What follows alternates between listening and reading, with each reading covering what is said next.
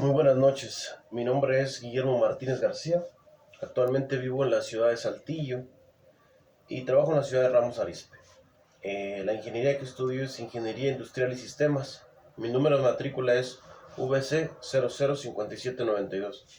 La presente actividad consiste en dar respuesta a actividades, consignas del proyecto integrador de la asignatura Derecho Mercantil, la cual tiene como propósito analizar los procesos, elementos y participantes dentro de una sociedad con la finalidad de tener la mejor opción en una implementación. Bueno, entre las consignas que plantea esta actividad del producto integrador es definir qué es una sociedad mercantil. Una sociedad mercantil, como lo dice la asignatura muy bien explicado, pues es un contrato, por llamarlo así, un contrato mediante el cual uno o más individuos ponen en común dinero, bienes o industria con el fin de desarrollar una actividad económica. Ese vendría siendo el concepto. Una sociedad mercantil puede ser definida como un conjunto de personas que se unen temporal o transitoriamente para aportar bienes con un fin común. Es en cuanto al concepto de sociedades mercantiles. Ahora, me pide la asignatura que mencione los tipos de sociedades mercantiles y también que mencione algunos ejemplos específicos de cada una de las sociedades, ¿verdad? Las sociedades mercantiles que nos maneja ahí la asignatura claramente son 6, ¿verdad? Las voy a ir nombrando y voy a ir nombrando un ejemplo de cada una de ellas y explicaré el por qué es ese tipo de sociedad mercantil. Inicio con la de sociedad en nombre colectivo. Un ejemplo de ella sería la FIDEX. ¿Por qué esta es de sociedad de nombre colectivo? Bueno, porque cada uno de los socios se responsabiliza de todos los demás y ninguno tiene algún derecho especial que delimite su participación. Característica principal de esta sociedad. Tendremos el de la sociedad en sociedad en comandita simple.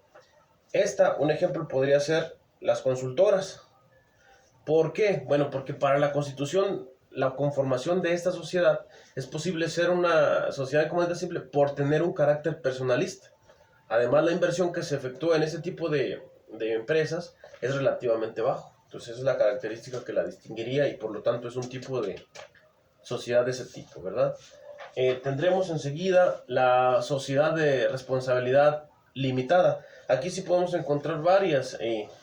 Por ejemplo, de ellas, pues tenemos el de la Mave, Toyota, Cruz Azul, Cemento Cruz Azul.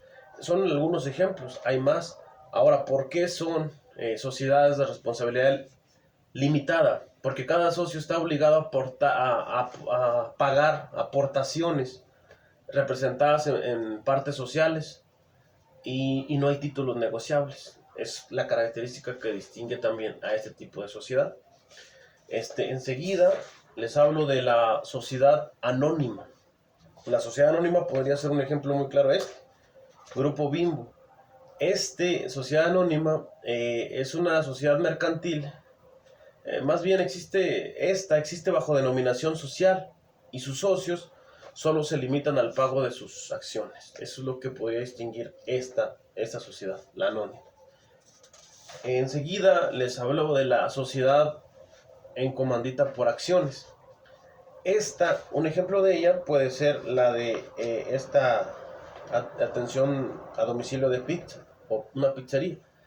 ¿Por qué entra en el de comandita por acciones? Bueno, porque en esa sociedad mercantil se constituye con un capital social y bajo una razón o una denominación social, vaya la redundancia, ya sea por uno o varios socios comanditos que aportan bienes o servicios y que responden de manera subsidiaria, ilimitada y solidariamente a las obligaciones sociales que le demandan.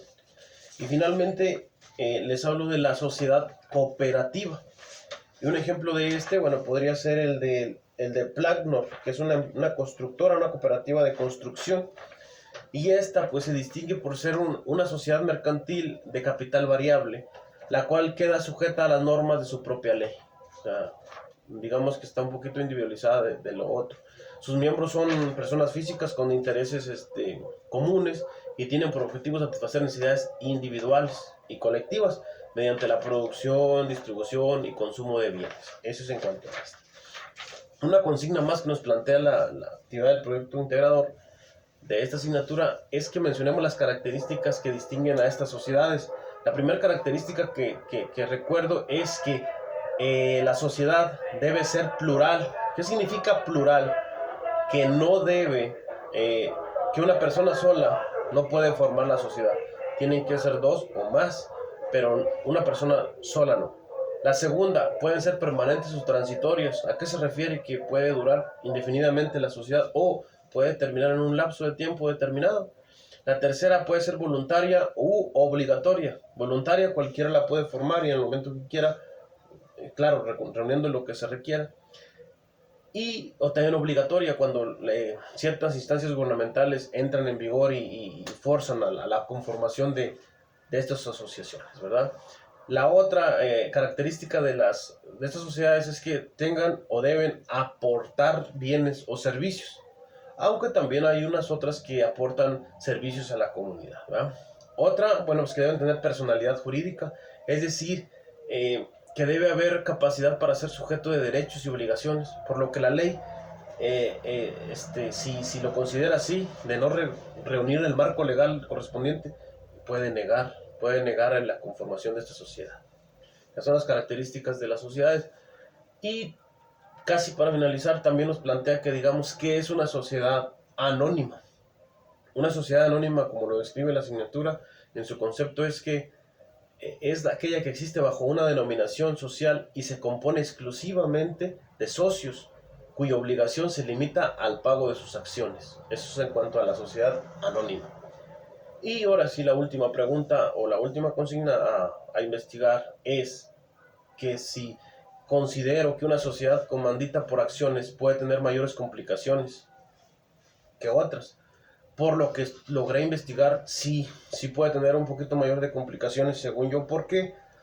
Porque hay muchos socios.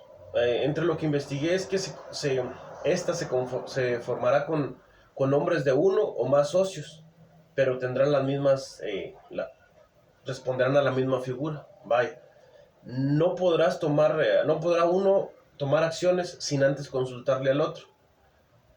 También investigué que, por ejemplo, la capital de estas sociedades está dividida en acciones y de no ser y no se pueden ceder sin el consentimiento de los demás. Yo considero que sí sería un poquito más complicado este tipo, porque cuando muchas personas tienen las mismas facultades de tomar decisiones, suele complicarse el acuerdo, el común acuerdo. Bueno, eso es en forma breve, ya que el tiempo pues no es mucho para explicar a detalle cada uno de los aspectos. Y bien, con eso termino mi exposición.